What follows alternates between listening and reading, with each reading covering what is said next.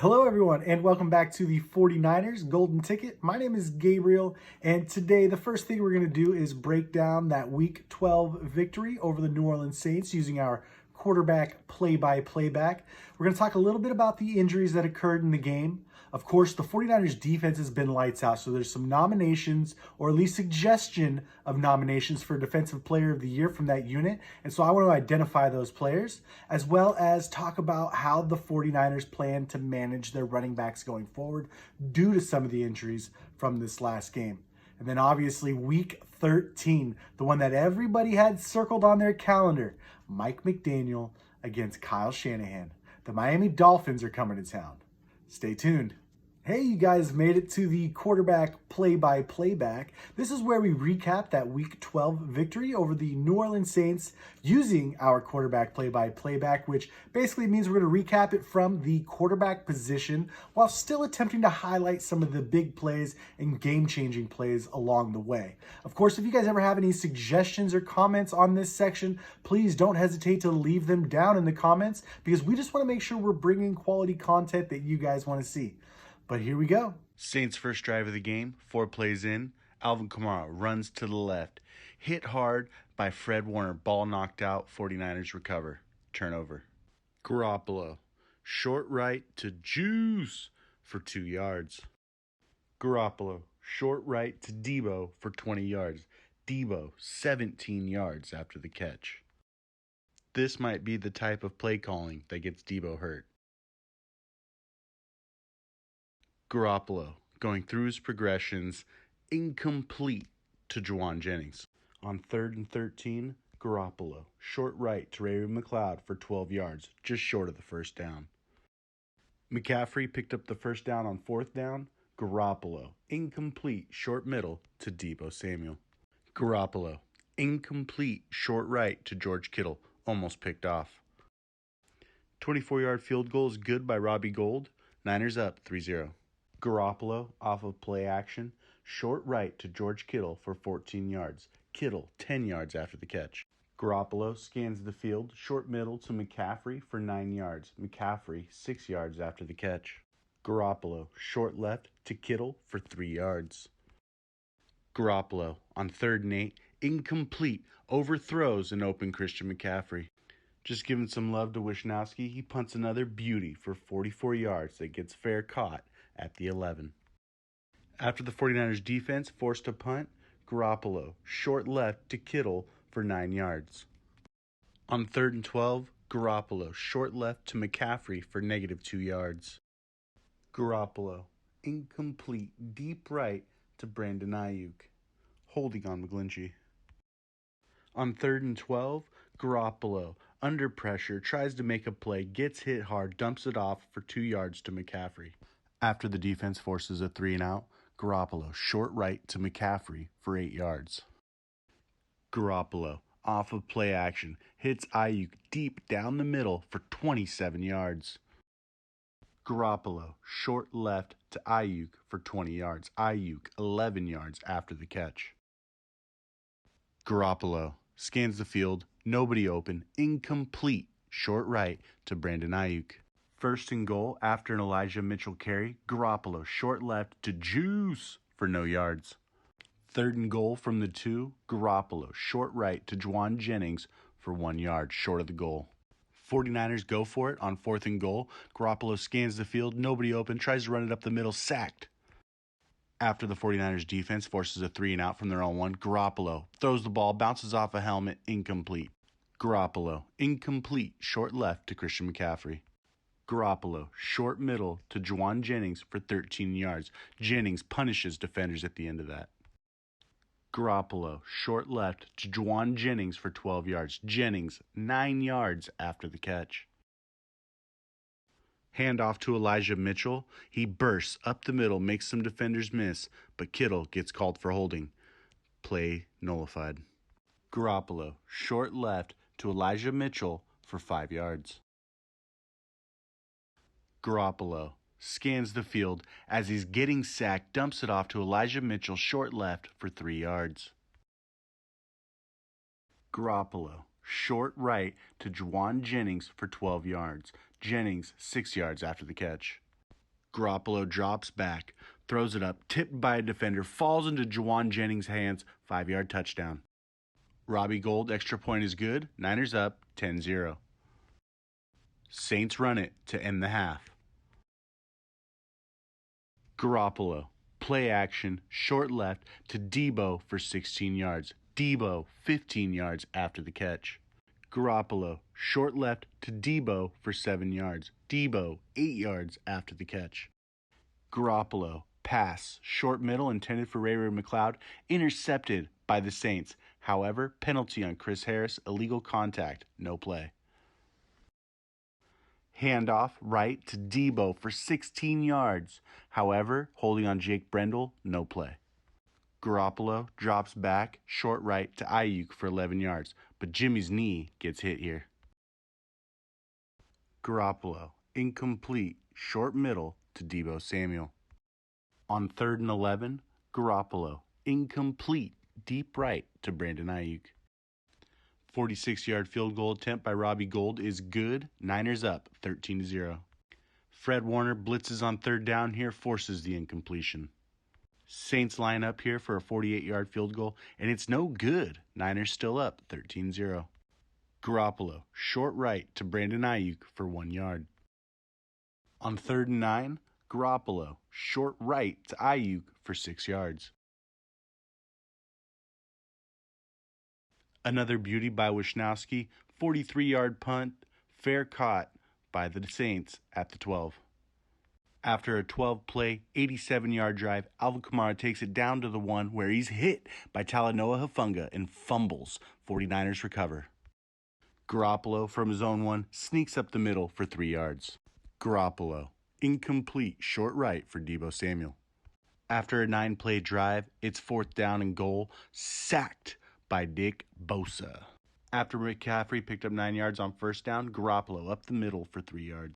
On 3rd and 5, Garoppolo short left to Jennings for 6 yards. Jordan Mason, tough running up the middle for 9 yards. 49ers still running out the clock. Mason up the middle for 4 yards. Jordan Mason again on 1st down running out the clock, 5 yards up the middle. 2nd and 5, 2 minutes left in the game. Mason up the middle for 7 yards. Jimmy Garoppolo kneels to end the game. 49ers win 13-0. And there you have it, guys. The 49ers victory over the New Orleans Saints of a score 13-0. Yes, that 49ers defense pitched a shutout, and it was a beautiful thing to watch.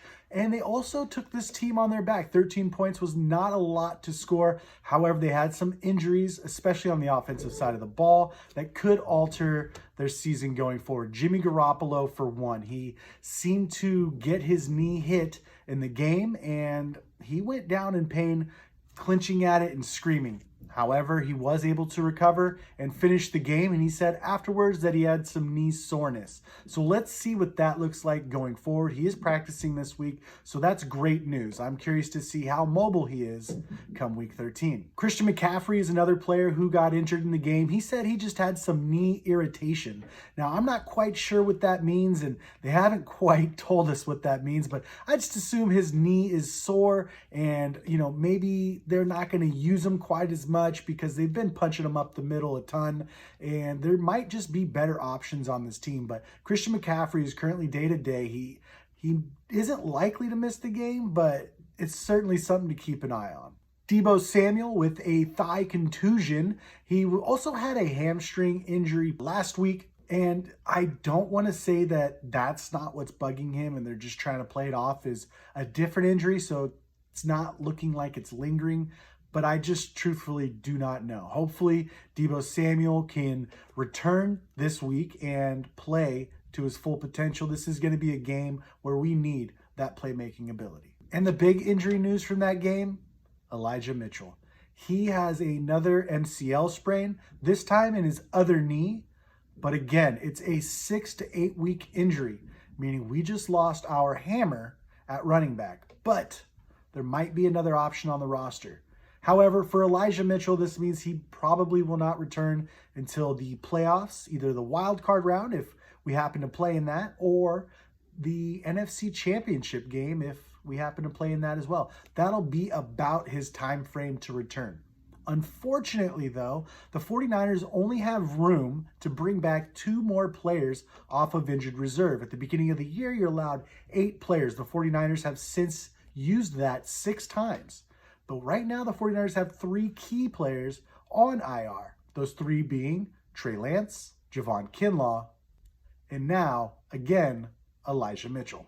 The 49ers defense, though, really did hold their own in this game, and it was extremely, extremely important because the 49ers now have the rest of their games here on the West Coast, and that game against the Saints was somewhat of a trap game. They had to travel from Colorado to Mexico, back home, and then Thanksgiving. They didn't have their first practice until Friday. So maybe that's why the offense looked a little bit out of rhythm on Sunday, and they weren't able to score a ton. Although Kyle Shanahan did say that Saints defense, when healthy, which it was minus Marshawn Lattimore, was the best defense in the league. Now, I don't know if that's a slight at his own defense, but the 49ers defense showed up, and maybe they're still trying to prove to their own head coach that they're number one. Speaking of shutting out the Saints, over on Niners Nation, they talked about how the Saints had gone 332 consecutive games without a shutout. That's all the way since 2001. And well, got their first one, which also continues a streak for this defense of 6 consecutive quarters without allowing any points. And of course, 4 consecutive games not allowing any points in the second half. The defensive adjustments that DeMeco Ryans is making has been stellar. He is going to be a head coach next year, and he's going to be a great one. And I will be sad to see him go. So that leads into our Defensive Player of the Year conversation. The 49ers have 3 nominees for Defensive Player of the Year. Number 1 being Fred Warner, All-Pro Fred. He has been absolutely phenomenal this year. He's all over the field on every single play. He impacts it somehow. He's either one of the first ones to the ball, or he's in the passing lane, or he's in the backfield, or he's jumping in the air and missile tackling people. It's a joy to watch, and Fred Warner deserves every accolade that's going to come his way. Right now, he's currently ranked the number 2 linebacker in the NFL with a grade of 84.1. He has 58 solo tackles and 85 total. That's monstrous. He also has 1 forced fumble, 38 stops, 2 sacks, but 0 interceptions. If he really wants a shot at that Defensive Player of the Year, which I do think he has one, he is going to have to pick off a pass or 2 and create a couple more turnovers. Those game-changing plays. The other guy that's going to get nominated, Nick Bosa. Isn't he having himself a heck of a season? So far, statistically, this is his best season. So we're watching a great player just get better. It's amazing to watch, especially considering how much attention he requires along that defensive line. Offenses are doing everything they can to game plan for him. Nick Bosa is the number 4 rated defensive end. He does have a grade of 89.8. 18 solo tackles, 22 total. That's good for a defensive end. He doesn't have any forced fumbles, but he does have 26 stops, 11 sacks, and 17 quarterback hits to go along with 55 pressures on the quarterback. Those are great numbers. And that's without help from his interior D-line. As mentioned, we are banged up there. We still don't have Eric Armstead, and we still don't have Javon Kinlaw, and he's still destroying offenses. Last but not least, Talanoa Hufanga. Yes, the player from USC who a lot of people wrote off. The 49ers drafted him in the 5th round last year, and he is absolutely blossoming. Now, I'm not saying he has a real shot at winning Defensive Player of the Year, but the fact that he's in the conversation lets you know the type of player he is. He's going to make his first Pro Bowl this year and maybe his first All-Pro. We'll have to wait and see on that, though. Hufanga's the number 21 rated safety in the league, but that's a little bit deceiving, and it could be due to some of the missed tackles. I believe he has 10 missed tackles on the season. But as mentioned, he's a player who is growing, and he's been a difference maker, whether it's forcing fumbles or creating interceptions. Right now, he has a grade of 72.8. 49 solo tackles, 60 total. But here's where it really gets good. 4 interceptions, 1 forced fumble, 24 stops, and 1 sack. And he did miss one this last week, too. He should have had 2. But he took a bad angle, but he still forced the play. Oh, and by the way, he's only allowing a passer rating of 50.5. Areas where they still need to improve, however, and not just the players on this list, but the 49ers defense overall. On the broadcast Sunday night, they had mentioned that the 49ers were the worst team on 3rd and short. Well, they're getting some reinforcements back this week. They haven't had Eric Armstead, and Eric Armstead is easily the best run stuffer on this team. So getting him back on that defensive line will create major mismatches for the rest of the D-line or for him, because they cannot contain them all.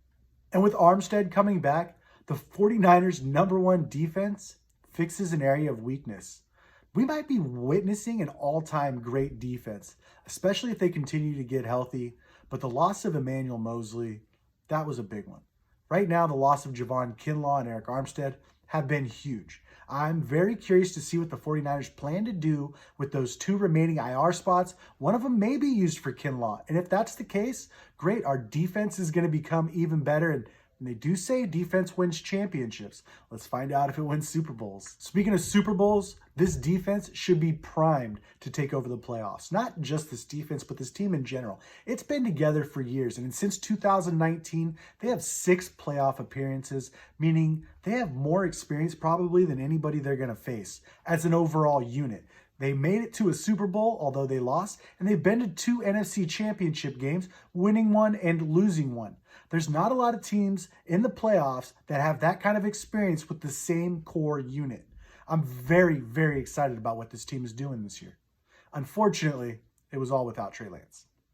Now, how do the 49ers plan to manage their running back situation? With Elijah Mitchell heading back to injured reserve, there's a door that opens up. Also, they're missing a great player now. Elijah Mitchell was averaging 5.6 yards per carry while getting a grade of 87.2. That's a big-time running back. Now, Christian McCaffrey is obviously the headliner in the running back position, but it was Elijah Mitchell who was having better production on the ground. Do you think the 49ers are regretting having traded Jeff Wilson Jr. now that Elijah Mitchell is out again? See, it felt like the 49ers made that move when Elijah Mitchell was coming back.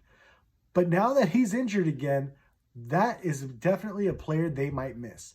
But personally, I still think it was the right move. Getting a 5th-round pick for an undrafted player that you groomed and we're going to have to pay this upcoming season is still great value. As mentioned, Christian McCaffrey is the headliner in this backfield, but he's only averaging 4.4 yards per carry. Really where he's making his difference is in the pass game. CMC carries an overall grade of 88.7, but his pass rate grade is a 91.2. So obviously he's better as a passer. He's better as a receiver right now than he is as a rusher. So who can the 49ers depend on to run it up the middle? Well, I think it's Jordan Mason. I think a lot of us believe it's Jordan Mason. The past couple of games, they've used Jordan Mason, which has been nice to see. He's actually been the hammer to shut out the games. They would take Elijah Mitchell and Christian McCaffrey off the field to rest their legs and bring in Jordan Mason. Now, Jordan Mason is only averaging 4.6 yards a carry, which is still more than Christian McCaffrey, but it's also at a point of the game where the defense knows that the 49ers are going to run it, because the 49ers at that point are just running out the clock and then kneeling it out. So with Jordan Mason rushing consistently up the middle when the defense knows it's coming and they're trying to stop it, 4.6 yards a carry is not bad. Of course, there's mention of Ty Davis-Price coming back. He is averaging only 2.3 yards a carry, and I'm not so sure he's the back that they were hoping for when they drafted him in the 3rd round. He does have a great burst and power, but maybe he just hasn't put it all together yet in this offense. Another year might do him well. Odd man out is Tevin Coleman. Now, knowing Kyle Shanahan, Tevin Coleman's going to be the guy that leads the way or complements Christian McCaffrey, depending on how much McCaffrey can actually play. Tevin Coleman's been a trusted veteran on this team, but really Coleman's not doing so hot either. Coleman's averaging 2.2 yards a carry. That's not ideal. He does have an 83.3 receiving grade, which is nice, but we're right now trying to complement the running back receiver we already have in Christian McCaffrey. I'm not so sure if Coleman's the guy to complement that, but I could be sure that Kyle Shanahan is going to use him, even though we all want to see Jordan Mason. Jordan Mason might be able to solve some of those red zone issues by pounding him up the middle. He's currently already averaging 4.6 yards per carry. I actually would like to see the 49ers take a chance on that. And finally, I got to talk about Raheem Mostert. Since we're talking about running backs, he put some bulletin board material out this week. So thank you, Raheem. The 49ers maybe didn't need more encouragement, but you definitely gave it to them. So he said this week that the Miami Dolphins have more talent than the 49ers. He also said that his quarterback actually slings it, referring to Tua, possibly dogging Jimmy. And then the third thing he said was that the 49ers would push and rush people back from injury by applying pressure on them to play, even if they weren't ready. If that's true, that's a big issue and something the 49ers do need to pull back on a little bit. That comment was a little bit concerning considering the type of injuries and injury concerns this team seems to carry year in and year out. Debo didn't let those comments go though. He fired back. He let Raheem know. Be real with yourself, Raheem. I thought it was great. Back to the 49ers running back rotation and what is it they plan to do? Why not put McCaffrey and Jordan Mason on the field? Fake the handoff to one, hand it to the other, right up the middle, fake the handoff overall and dump it off to Christian McCaffrey while the team thinks Jordan Mason's gonna run it up the middle. I mean, there's just more options that I think Mason's gonna be able to do to help this offense than Kyle Juszczyk. I would love to see Juice get more involved in this offense, but unfortunately, because they don't use him as a ball carrier, he isn't a threat to run it up the middle. Therefore, the defense kind of knows what to cue in on. Okay, you made it to the point of victory against the Miami Dolphins.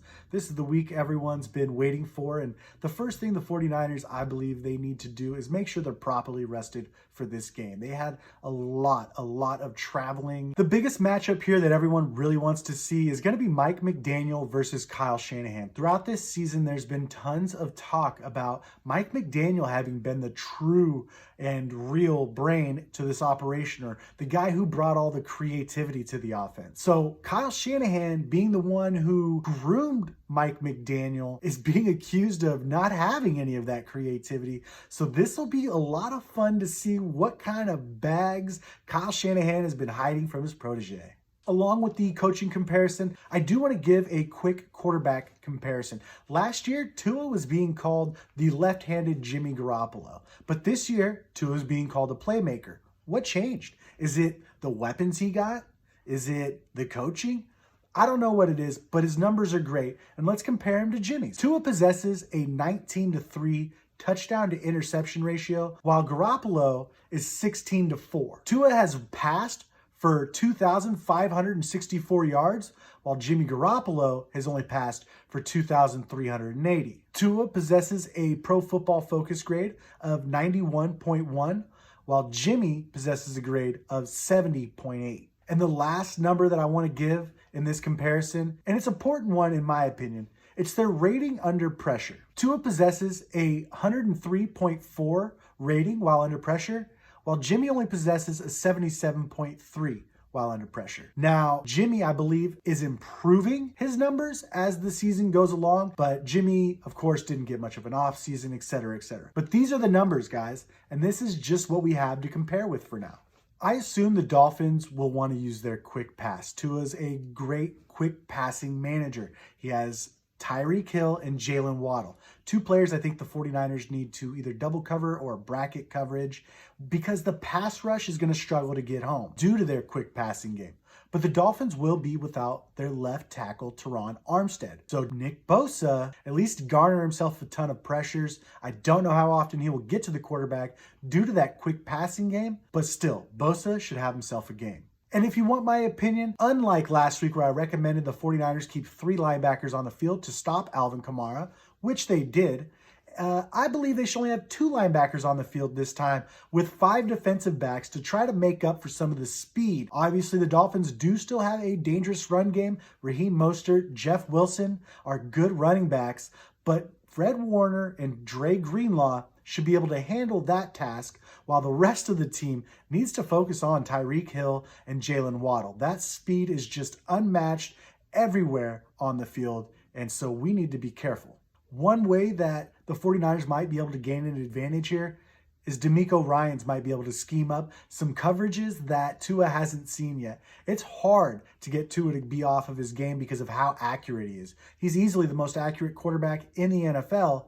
But if you give him coverages he hasn't seen before, maybe he'll make a mistake and his receiver won't be where he throws the ball. Along with those mix-up coverages, we are going to, I believe, want to run more of a NASCAR package, especially with Eric Armstead coming back this week. He's such a great run defender that you could still line him up as a pass rusher over the middle, because obviously we played him at defensive end in previous years and then moved him into the interior last year. Armstead can play any position on the line, but because of his prowess as a run defender, 49ers can use what's called a NASCAR package, which means they put 4 defensive linemen on the field that are all pass rushers. So, for example, be Nick Bosa, Eric Armstead, Kerry Hyder, and Charles Omenihu.